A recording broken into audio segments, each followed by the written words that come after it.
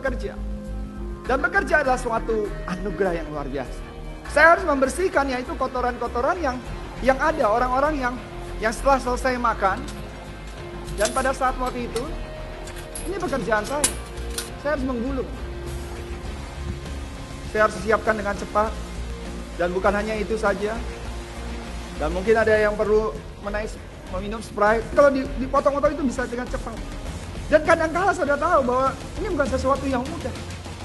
Artinya kadang-kadang kita bisa potong tangan kita sendiri. Dan saya akan antarkan ke mereka. Dan waktu saya antarkan saja, saya nggak boleh salah memberikan dan tidak boleh seperti melakukan begini, seperti kebanyakan di restoran Indonesia. Saya nggak boleh seperti ini. Nggak boleh. Artinya saya melangkahi tamu tersebut. Saya harus memberikan di sini. Dan kemudian kalau saya harus antar ke sana, saya harus muter ke arah sini. Saya harus kasih dari sebelah sisi kanan.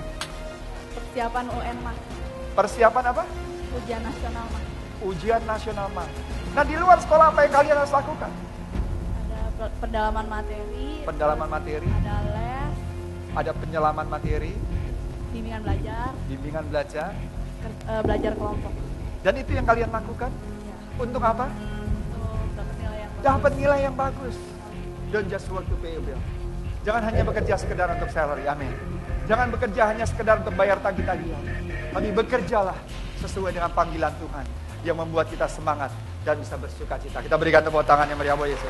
Tapi waktu kita lelah, waktu kita merasa sia-sia, semua itu berhubungan dengan hati, bukan yang eksternal. Kalau hati saudara sukacita, apa saja saudara lakukan dengan sukacita. Setuju katakan amin. Tapi kalau hati saudara tidak sukacita, hal yang kecil akan menjadi hal yang berat. Yang kedua, bicara mengenai matahari. Tapi dia merasakan teriknya matahari, dia merasakan semuanya sia-sia karena fokusnya kepada matahari. Tidak fokus yang benar, tapi waktu fokus kita to the kingdom purpose, to the heavenly purpose. Waktu fokus kita lebih kepada apa yang menjadi kehendak Tuhan, bukan kehendak kita. Ini yang membuat kita punya perspektif yang benar. Saya harus masuk ke kandangnya, dan saudara bayangkan waktu saya masuk ke kandangnya, itu anjing itu benar-benar anjing yang baik sekali. Mereka jilat-jilatin saya semua. Dan itu semua kotoran dari muka sampai kaki. Dan saya harus lakukan bagian saya. Dan saya bersyukur Tuhan berikan kekuatan untuk saya melakukan dengan sukacita. Karena saya lakukan itu bukan hanya fokus dengan apa yang saya kerjakan. Tapi saya fokus di balik semua itu. Saya bisa menyelesaikan studi sekolah saya. Saya bisa menjadi orang yang berarti. Hari ini saya bisa mengerti arti kehidupan dan kerja keras. Ini yang menjadi fokusnya. Food on the table. Yang penting saya bisa main golf, yang penting saya bisa keluar negeri, yang penting saya bisa ini, yang penting anak-anak saya dapat juara, piala, yang penting anak-anak saya bisa lulus di wisuda, yang penting adalah buat diri kita. Ini yang menjadi sia-sia, ini yang membuat kita menjadi capek, menjadi letih, menjadi lesu. Lihat. Dan saudara kasih kedisiplinan buat saya adalah alat yang Tuhan berikan untuk menolong kita sebenarnya. Melakukan apa yang tidak ingin kita lakukan supaya kita dapat mendapatkan apa yang kita inginkan. Sekali lagi, banyak orang disiplin for what? Disiplin untuk apa?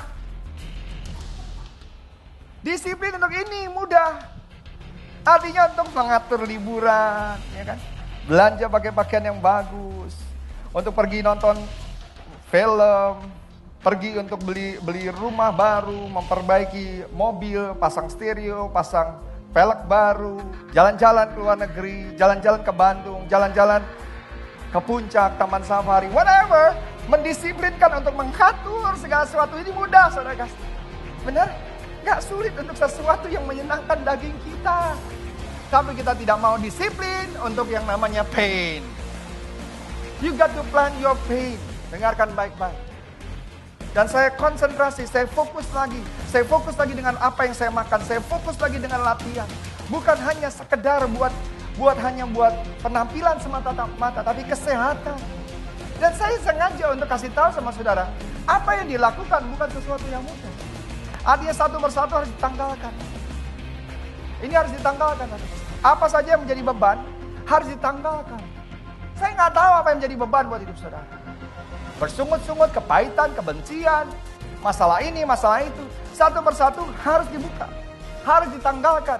Banyak di antara kita ini masalah-masalah ini yang tanpa saudara sadari masalah-masalah kecil.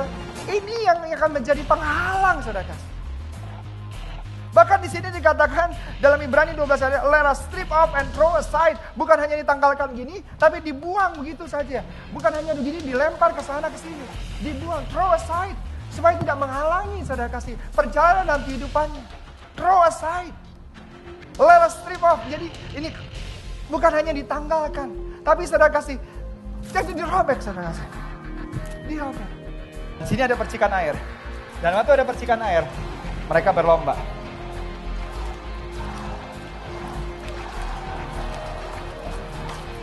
Yang masuk terlebih dulu sembuh. Dia sembuh, dia lompat, bersuka cita. Kalau sembuh lompat sukacita. Nah orangnya nggak mau berubah, nggak mau kerja keras.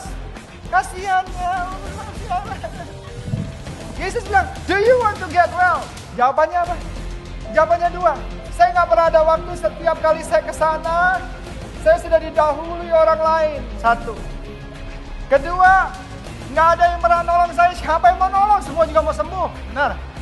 Dia bilang, get up, pick up your bed. Dia bilang, bangkit dan berdirilah. Angkat sinamu. If you want to see miracle in your life, kalau engkau mau melihat mujizat dalam hidup saudara, jangan bermalas-malasan, jangan banyak alasan. You got to plan your pain. You got to plan your pleasure.